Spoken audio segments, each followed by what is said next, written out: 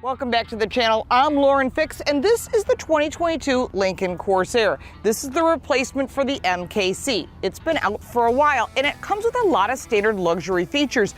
You are getting a Lincoln. You are getting a lot of the Lincoln positives. There are some areas where it's lacking, but this is a huge category. You've got literally competitors from every single manufacturer because this is the most popular category.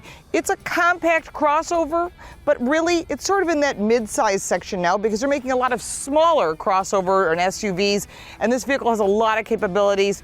Let's take a look at this vehicle. As we look at the front of it, you'll see that you've got LED headlights, you got your nice Lincoln logo, really clean. Not a lot of changes on the exterior for this year. You will note at the design of this vehicle, there is no black label, but you do get maintenance included with this as well as the 4-year 50,000-mile warranty.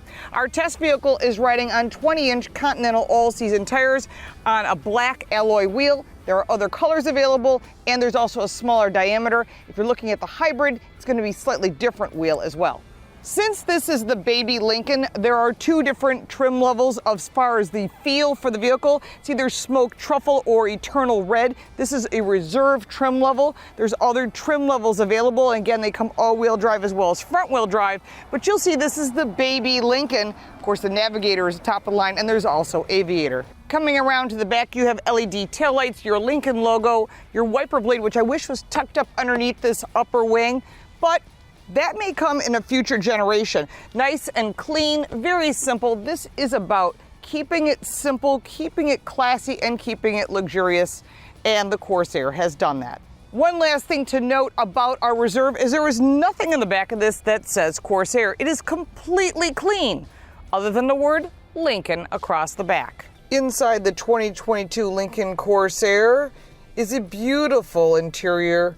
This one is the smoke interior inside our Reserve vehicle. You've got the 12.3-inch digital gauge display, which as you change the different drive modes, it changes the experience. The center screen seems a bit small to me compared to the competitors. It's good size. It has all the information that you need. You can pick your location, your audio system. Everything's here and easy to use. Very standard for Ford. This is a Sync 3, which I'm actually surprised because they've already moved on to Sync 4. Push button start, all your usual controls are right here. Your shifter is right in front of you. Park, reverse, neutral, and drive. Your climate control is here. Your climate control, heated seats, ventilated seats. It is 3-staged, which is nice. Also, you've got your automatic climate control here, 3-stage, very nicely done. And there's also heated steering wheel right here. So again, this has got all the basic things and everything you would expect in a vehicle like this. Going further down, you've got wireless charging, as well as a USB and USB-C port and a lighter outlet. Behind that is the drive mode button. You just turn that dial. Blue illuminated cup holders, which can be changed. Parking brake, and some more storage. In the passenger door, you've got memory seating, also massage seating. That button is right here. You can press that and get the different massage modes. The different massage modes are right there, and of course they have different intensity levels for both the driver and the passenger side. Again, this is on the Reserve mode. There is no black label.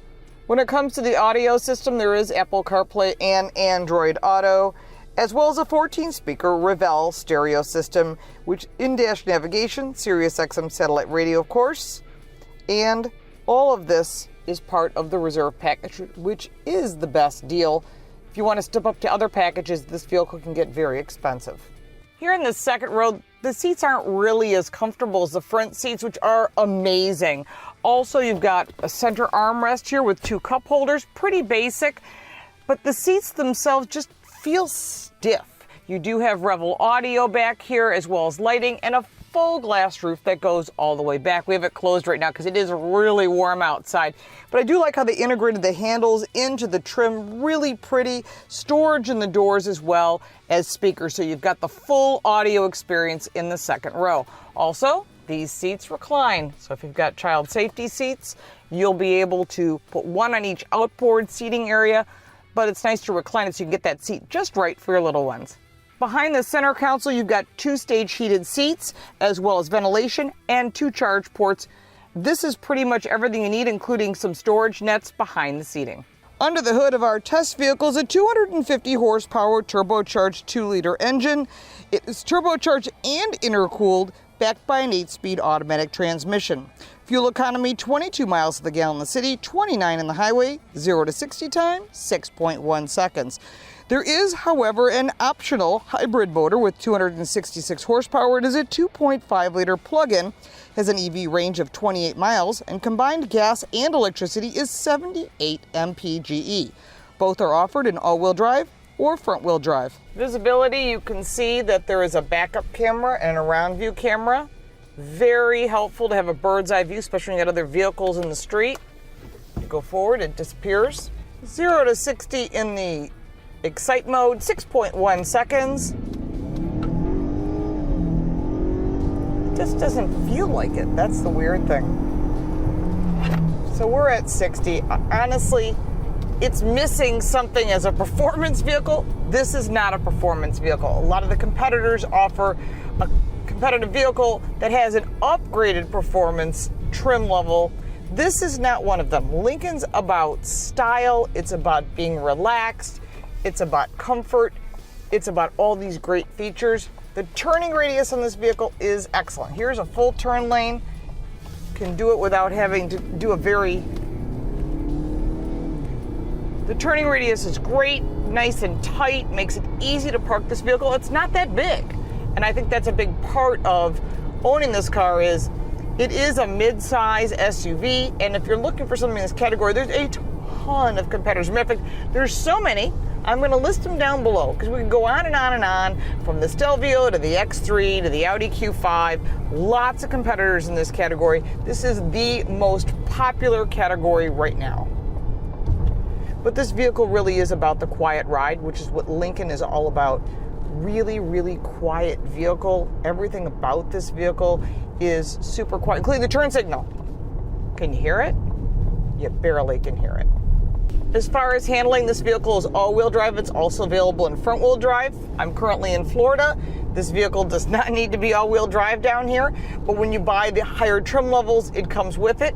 It does give you better traction if you ever take it on the beach or in any sandy areas or a time where you would need traction. You'll be glad you have the all-wheel drive.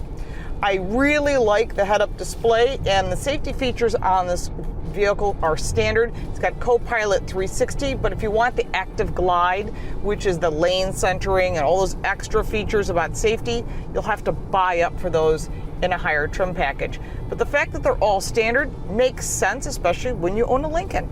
You want to have all those standard features. Overall, this vehicle has been really fun to drive for the week. Good brakes, very confident handling. It's a softer feel. It's not a performance vehicle, which you would find in some of the German cars where it tends to be a little bit more specific. This tends to be a little bit more not specific. Overall, I'm pretty impressed with this vehicle. It's got a lot to offer for the money. Heading to the back of the Corsair, you've got 27 cubic feet of storage. Fold down those rear seats and you've got a lot more, and it is 60-40 split. Also, they have an upgrade in the Reserve package. You can get the automatic tailgate. Really well done. And underneath this cover is a spare tire, which is a plus because a lot of the competitors do not offer spare tires. There's also a 12-volt outlet. And one additional thing, there is a squirter on the rear camera so you can make sure to see clearly at all times. Not all the competitors offer that. Now let's get to the pros and cons. There are two engine choices, both which do really well in this category. Of course, it is not as agile and performance-oriented as some of the competitors offer in an upper trim level.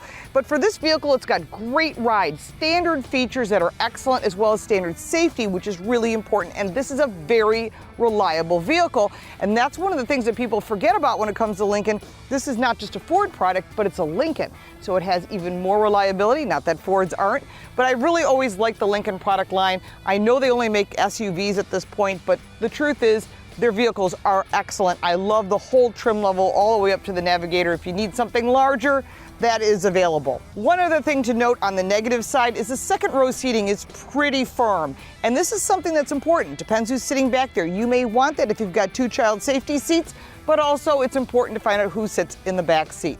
But overall, once you buy that Reserve package, you're getting great value. One of the things I recommend if you are looking at a Corsair, because it does not offer a black label choice, I would get the Reserve package. You're getting all the goodies and features and things that you would want. You can buy up even higher, but then it gets to be a little expensive. Our test vehicle started at $51,000, $10,000 of options brought it in at $61,000. The competitor list is quite excessive, from not just the Germans, the Koreans, you got the GV70, all the usual German competitors, as well as the Japanese and domestics. I don't believe anyone is missing this category. Jaguar has the F-Pace. You've also got the Land Rover Discovery Sport. There is a lot of competition. So if you're thinking about a vehicle in this category, I suggest you test drive as many as you possibly can. We have reviewed all of them. You can check that out on our channel. If you'd like to buy me a cup of coffee, the link for that is down below, as well as the link for our website, our podcast, and our social media. We do answer your questions. You can put your questions down in the comments below, because I did not cover every single little detail. If you got value from this video, make sure to like and subscribe for more videos like this one. We do appreciate your support, and we'll look forward to seeing you next time.